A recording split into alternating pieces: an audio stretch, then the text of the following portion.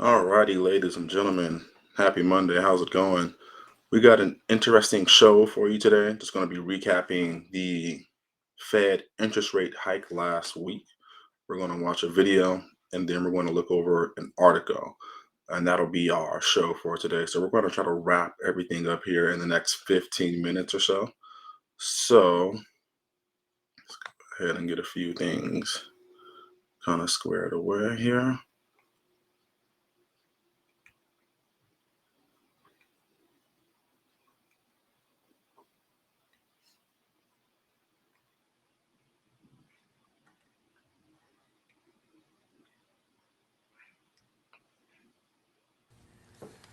Good afternoon and welcome.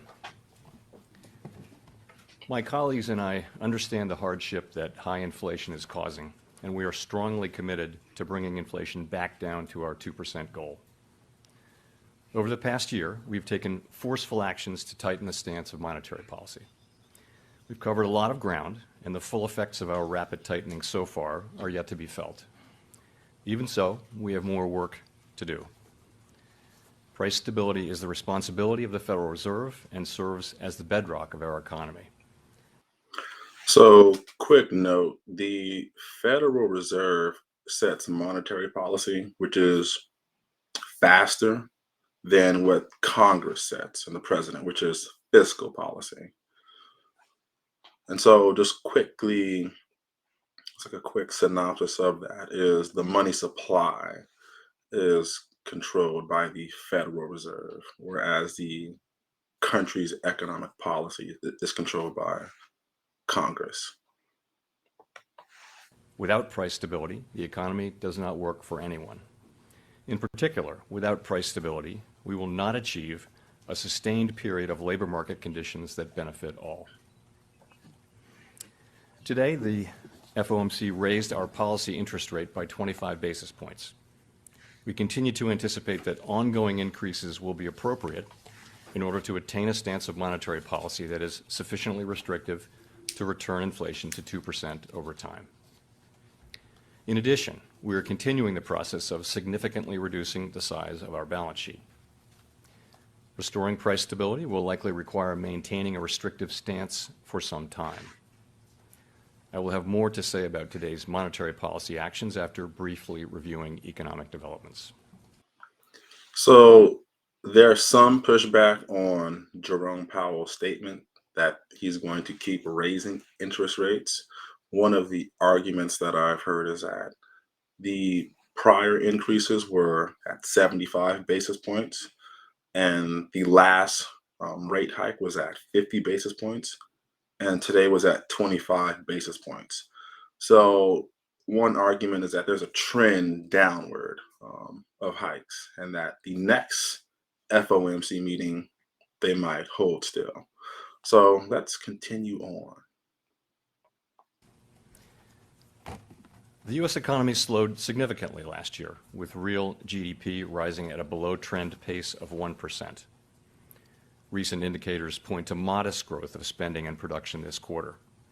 Consumer spending appears to be expanding at a subdued pace, in part reflecting tighter financial conditions over the past year. Activity in the housing sector continues to weaken, largely reflecting higher mortgage rates. Higher interest rates and slower output growth also appear to be weighing on business fixed investment. Despite the slowdown in growth, the labor market remains extremely tight, with the unemployment rate at a 50-year low, job vacancies still very high, and wage growth elevated.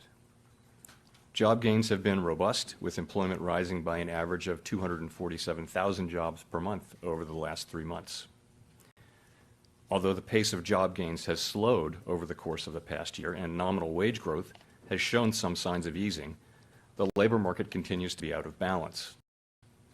Labor demand substantially exceeds the supply of available workers, and the labor force participation rate has changed little from a year ago. Inflation remains well above our longer-run goal of 2%. Over the 12 months ending in December, total PCE prices rose 5.0%. Excluding the volatile food and energy categories, core PCE prices rose. Yeah, so quick tidbit on that. When the Federal Reserve is calculating inflation, they use a PCE. And as you can just see, that excludes food and energy. The reason why he says they exclude it is because those prices are volatile. They go up and down too fast, too soon. And it's hard to track. Well, it's not hard to track, just that it's hard to, I guess, form a consistent rate given that those two factors change so much.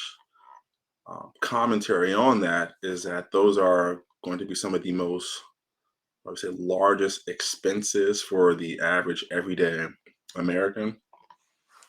And you know, expanding on energy really quickly. So, energy is defined as the ability to do work. So, that means that when the cost of energy is higher, that means that it costs more to do work, right? And work is simply the ability for you to go out, earn an income, provide for your family, and do good. Um, so, we'll get to another 30 seconds of this video, and then we'll jump right into the article for the day. Rose 4.4%. The inflation data received over the past 3 months show a welcome reduction in the monthly pace of increases. And while recent developments are encouraging, we will need substantially more evidence to be confident that inflation is on a sustained downward path.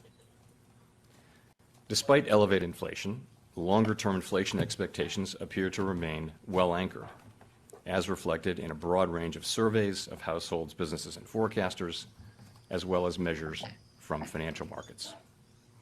But that's not grounds for complacency. Although inflation has moderated recently, it remains too high. The longer the current bout of high inflation continues, the greater the chance that expectations of higher inflation will become entrenched. The Fed's monetary policy actions are guided by our mandate to promote maximum employment and stable prices for the American people. My colleagues and I are acutely aware that high inflation imposes significant hardship as it erodes purchasing power, especially for those least able to meet the higher costs of essentials like food, housing, and transportation. We are highly attentive to the risks that inflation poses to both sides of our mandate, and we are strongly committed to returning inflation to our 2% objective. At today's meeting, the committee raised the target range for the federal funds rate by 25 basis points, bringing the target range to 4.5 to 4.75%. And we are continuing the process of significantly reducing the size of our balance sheet. With today's action, we have raised interest rates by 4.5 percentage points over the past year. We continue to anticipate that ongoing increases in the target range for the federal funds rate will be appropriate in order to attain a stance of monetary policy that is sufficiently restrictive to return.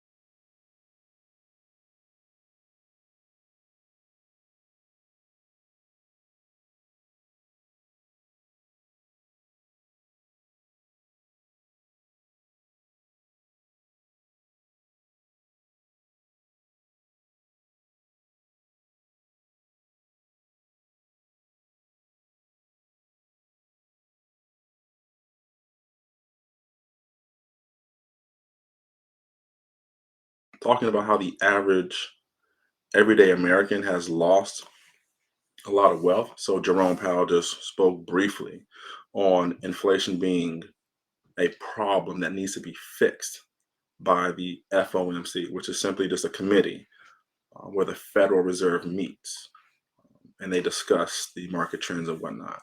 And what they were pretty much saying is that inflation is high, supply is supply is low, right? But demand is high. So prices have to go up.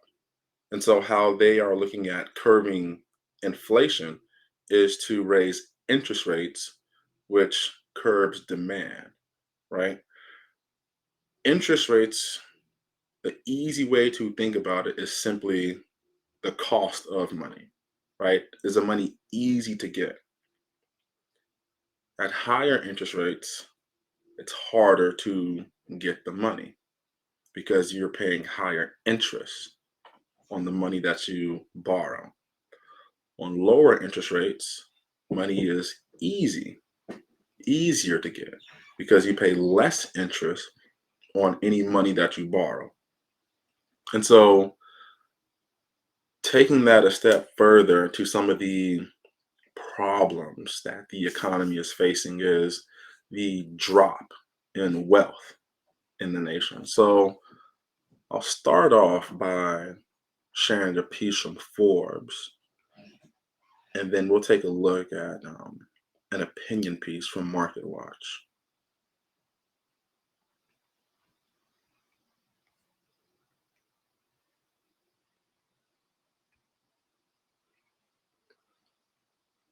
Okay, so headline is Americans have lost $6.8 trillion this year as stocks crash, housing market collapse, and savings dwindled. So this is December of the year prior, and this is what the Federal Reserve is like talking about. Is that this is what we'll highlight this right here. As the Federal Reserve works to combat rising inflation by slowing down the economy, the wealth of American households has evaporated, collapsing by more than 6.8 trillion this year as Americans load up on debt and face plunging stock values, a slowdown in the housing market, and a potential recession. So, this first line, to kind of sum that up, bring it full circle, is that wealth has declined and debt has increased. So, a lot of Americans day to day are essentially living on credit, right? And that could be a problem, right? If creditors call their debts due and people don't have the income to pay down their debts. So let's see where we're at for time. We're down to the last 2 minutes, but I'll just highlight some key facts from this article.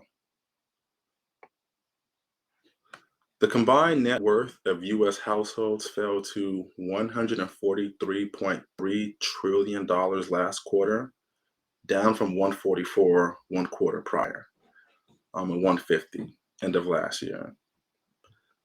And so the Fed calculates net worth by subtracting overall debt held from the sum of assets like savings and equities, attributed part of the decline to the plunging value of stocks.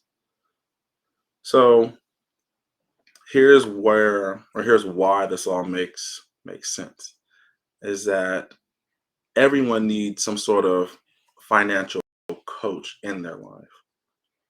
And so there was a quote that I heard one time, and what it said was that the difference between amateurs and coaches or amateurs and professionals actually, is that professionals have coaches, whereas amateurs know it all. They don't need the coach. And so that's where you can reach out to me as a coach. Um, I'm on LinkedIn. That's the preferred way to contact me via a private message or my email. My email is listed below.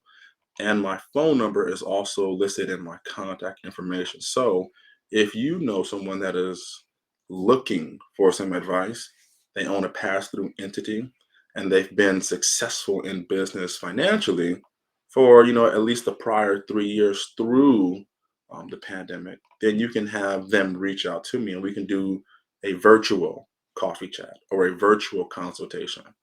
And that ties up our stream for today.